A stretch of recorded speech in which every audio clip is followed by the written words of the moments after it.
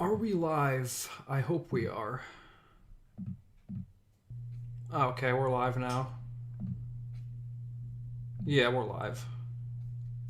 Okay, hello. First time doing one of these streams since the new year started, and as you can see, face cam. Yeah, I'm trying this out for this style of stream here. I've kept up with a few releases from this year. There was the new Sebastian Tellier album. It was good. And also one that I was also a lot more anticipating a lot more is this one, the new Joji album with the really awful title that I don't like. Yeah, I didn't do a stream on this one just because you can see there's 21 tracks. I didn't want to pause all of these really short tracks and be like, I like this one next. So I just listened to this like at midnight, which is like I've never done before, and I like it. It's not great, but it's good. But anyway, going back to Gorillaz. When did I start listening to these guys? I think somewhere around when I was like a teenager, like in high school. But I only listened to like a handful of their like popular tracks, like Dare and Clint Eastwood and stuff. It wasn't until later that I actually started looking into their actual albums. I'll give some like brief thoughts on those before I get into the main event here. Oh yeah, the way they have the setup is kind of annoying now.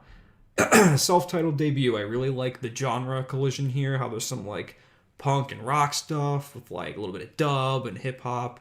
One of their best in my opinion. I like every track on it. Demon Days is my favorite. The Fall is really good. I know a lot of people aren't as like crazy about it, but I like it. I don't know why that's a before Plastic Beach. Plastic Beach, don't really need to say anything about that one. Really like the electronic and orchestral collision. Then obviously there was the hiatus, and then Humans, which is alright. I mean, I wish the production was a little bit more like in depth, but there are some songs I do really like on here, like Ascension especially. But it's alright. The Now Now, which is better. Nice kind of chill album. How many comments? Let me check for that. Are you gonna react to the 8-minute? Oh, the one that dropped on YouTube. You know what? I might. I actually just subscribed to them. Let's see. You're talking about where is it? This thing, yeah. I might as well, honestly, assuming there's still people in the room by the time I finish the album. Anyway, going back to this Song Machine. There's some good songs on here, but as an album, it's just kind of like a haphazard collection of singles. But yeah, I don't really feel too strongly about this. Then Cracker Island, which a lot of people don't like. I like it. It feels more like an album than Song Machine. I know a lot of people think it's kind of like bland, but I mean, I like it. I don't love it though. Which takes us to The Mountain. So I did not listen to any of the pre-album singles just because I wanted to like save it all for the actual album, and I kind of figured I might be doing this style of stream. And by style of stream, I mean like this is the only type of stream I do. But I did read up on the album. Damon Albarn and Jamie Hewlett both lost like significant family members. So the theme of the album is about like death, and it was also inspired by a journey to India that I think Damon Albarn took. So that's interesting. And the other thing that caught my attention are the features from Dead People. You can see Mark E. Smith, who previously worked with them on Plastic Beach. Dennis Hopper, who worked with them on Demon Days. So a small part of me, at first I was like, oh no, they're going to use like AI. But then I read that it's just like they got leftover audio from the sessions from when they worked on their respective collaborations. So I'm very curious to see how that's going to pan out.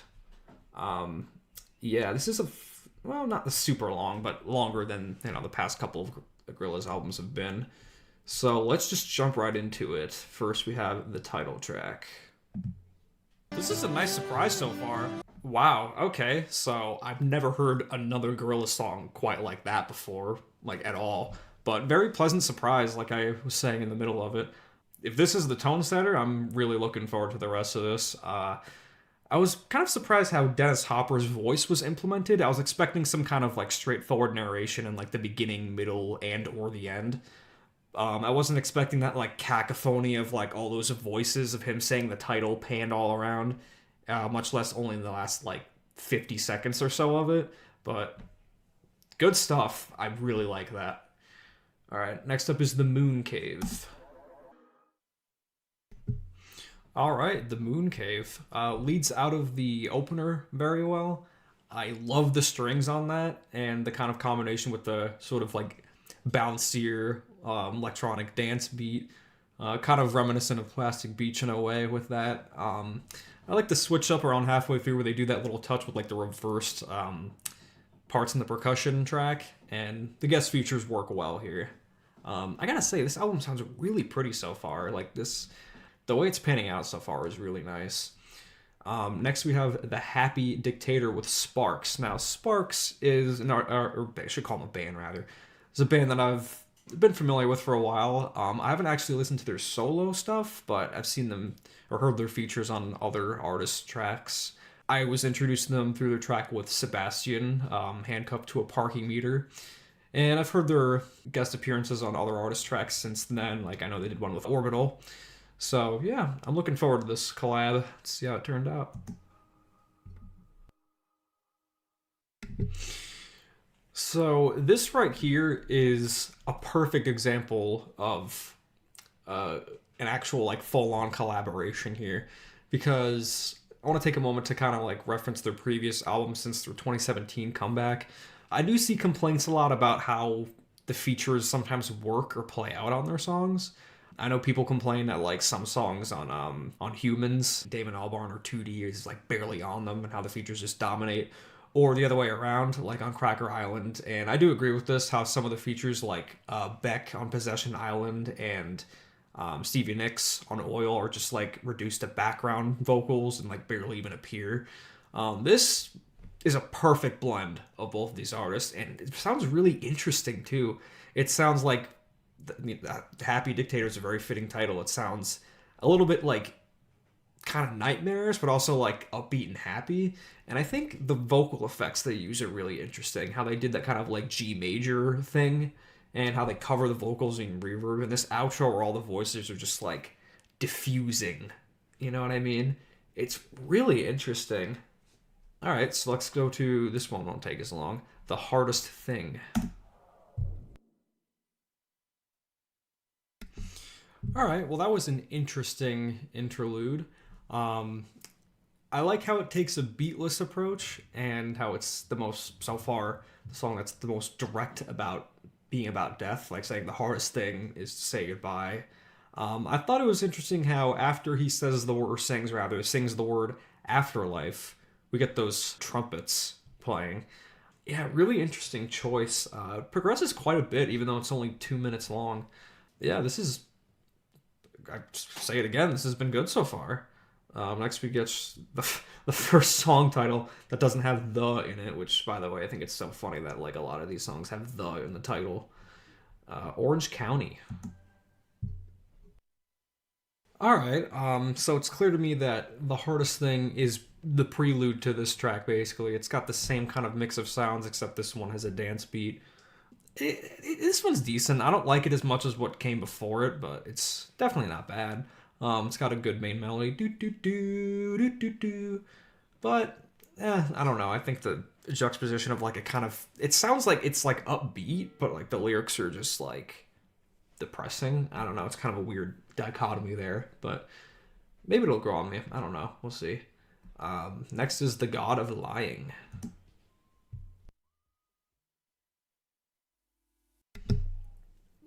All right, that just might be my favorite one so far. That was excellent. I like the switch up in sound with the whole like dub influence with the stabs on the offbeats. The kind of like trippy sound of it all is really cool. I like all the choo choo choo with like synths in the back and stuff like that.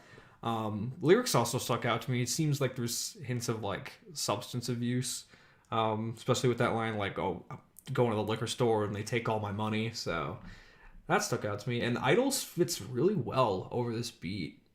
I really like very unique. It's really unique. I love the sound of it. This Really, really good. I like it a lot. All right. Next is the Empty Dream Machine. We got a pair of longer tracks coming up. So let's dive in. Empty Dream Machine. This one stuck out to me more, not so much for the production, but for the lyrics. Very, very mournful, powerful. I really like the whole outro with "I need you on my team." It's like I need help getting through this, and a bunch of the lyrics, especially towards like the middle, are quite powerful. Especially this right here, especially. So yeah, that was a good moment. All right. Next up is the manifesto. Now this, it's actually either both of these, Dream Machine or Manifesto. It's going to serve as like the centerpiece because I can tell by the amount of plays that this was one of the pre-album singles. And I feel I've definitely heard the name Proof somewhere. I don't know. I'm guessing this is going to be more like hip hop flavored, which by the way, I do really like the featuring credits on here too.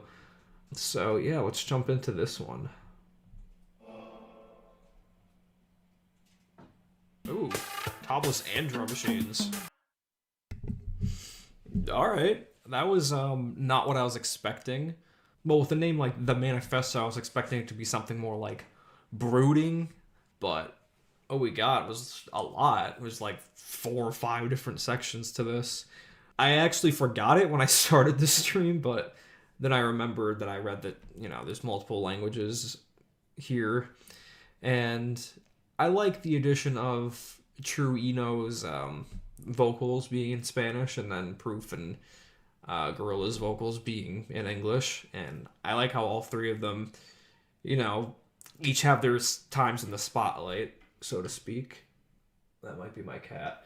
Yeah, not the first time we've had Spanish. There's the album version of Latin Simone, and then of course with their last album with Tormenta with Bad Bunny. So yeah, I mean this was well done. All right, yeah, that's my cat. I'm gonna let him in a second. I want you in. Relax. No, I love my cats. Next up is the Plastic Guru. So that interesting title there.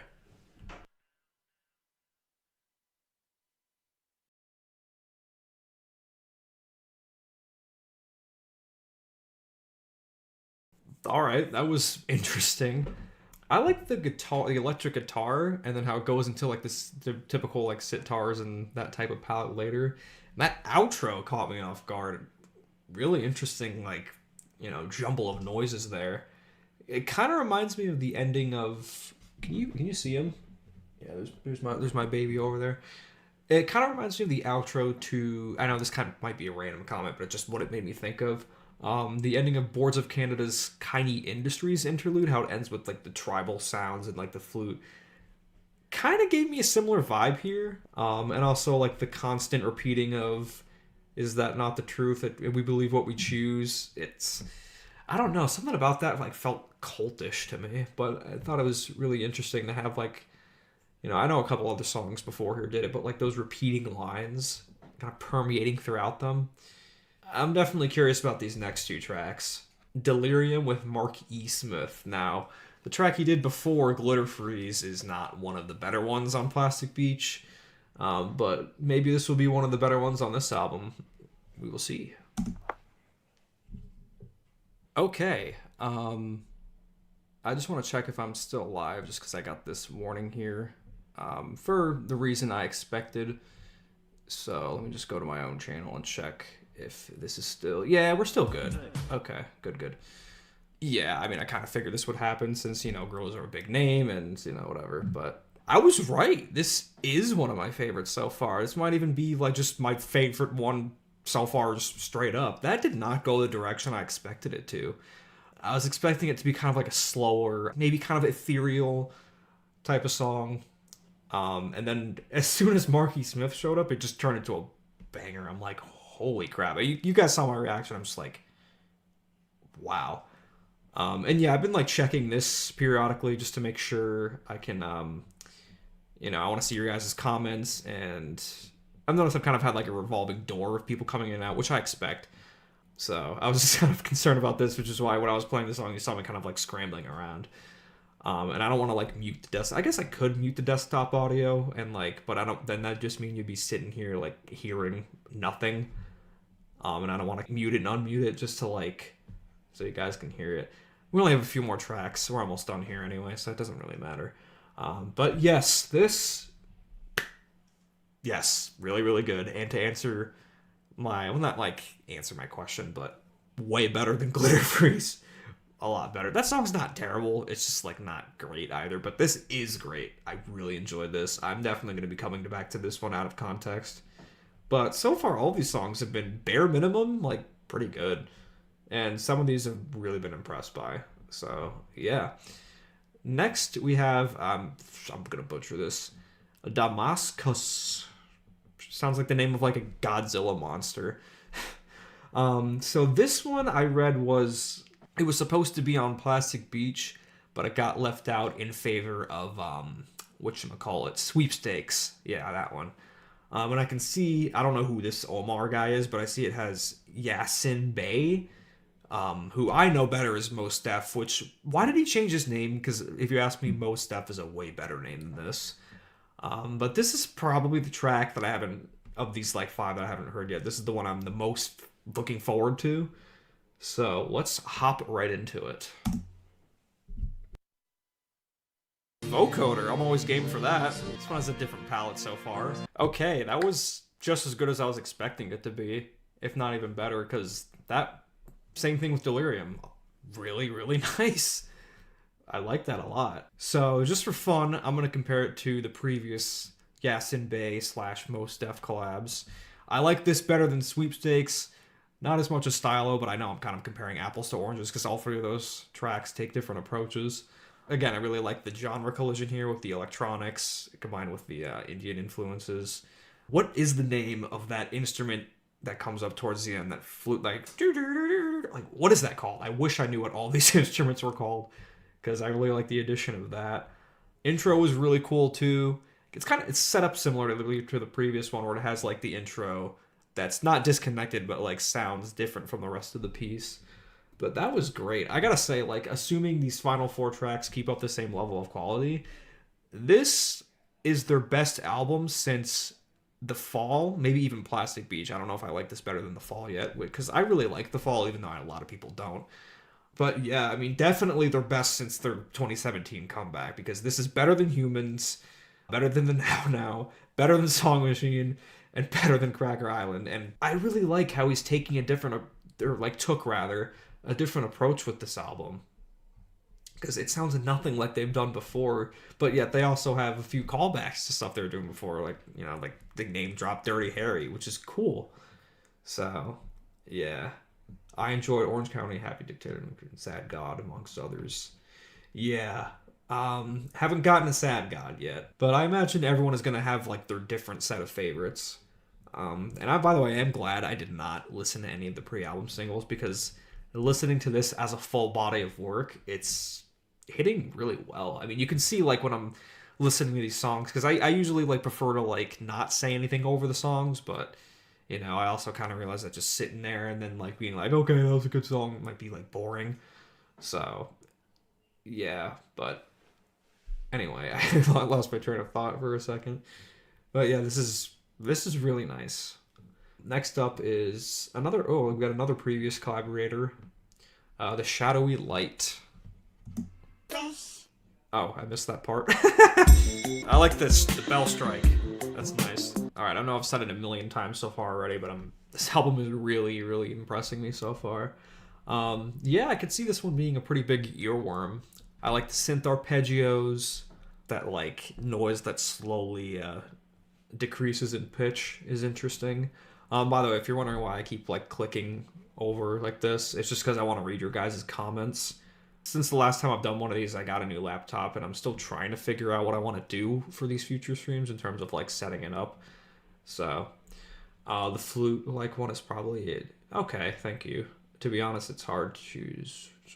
Yeah, I mean, I'm struggling. If you ask me to pick just one, like, favorite so far, I don't think I could do it. because there's just so many good ones. Okay, thanks for letting me know. By the way, I like your profile picture of Patrick. All right, so 3 more to go. We have Casablanca with one member of the Clash. This is somewhat menacing sounding. Just another cool sounding outro. Okay, so my thoughts on this one, I don't have as much to say about it compared to this like run of 3 tracks here. It's interesting to me because I think my favorite parts of this song are the parts without any beats. Those like 2 or 3 sections where it's just like a collage of this like kind of sludgy like piano and guitars and whatnot that are just like descending downward. I thought that was really interesting. Interesting kind of like drum machine pattern too, because it was like that little at the end. Hope I'm getting my point across with that. Yeah. They said that they're already looking into the next album and want to go to a different place again.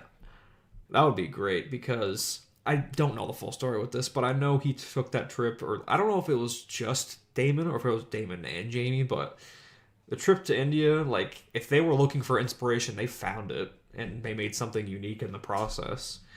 And this was worth the 3-year wait, almost exactly 3 years after Cracker Island, which, you know, like I said before, I like Cracker Island and all, but this is definitely better.